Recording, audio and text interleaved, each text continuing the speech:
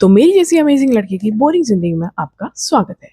दिन की शुरुआत हुई मेरे एक बहुत खूबसूरत सीन के साथ। उसके बाद मैं ऑफ़िस पहुँच के चाय ली, थोड़ी मैंने गपशप मारी, हँसी-मज़ाक किया और फिर उसके बाद मैं अपने काम के लिए चली गई।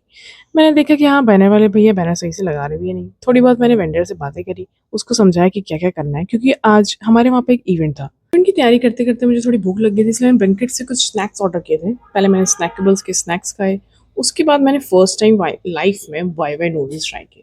इसका टेस्ट ठीक-ठाक था but I think 1 cup noodles जो है एक बंदे के लिए काफ़ी ज़्यादा हो जाता है क्योंकि मेरा तो पेट फुल हो गया था भाई, मुझसे खाया ही नहीं जा रहा था।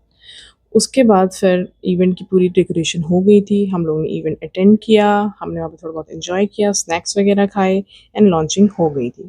ऑफ़िस का टाइम खत्म होने के बाद मैं घर के लिए निकल गई, रास्ते में मैंने पेट्रोल भरवाया, हवा चेक करवाई और हवा चेक करने पता चला पिछले वाले टायर में हवा कम है और लकीली वो पंचर नहीं था। यू नो व्हाट, लाइफ़ में मेरे साथ पहली बार हुआ और हर बार आपके साथ लाइफ़ में सब गलत हो ये ज़रूरी भी तो नहीं है ना।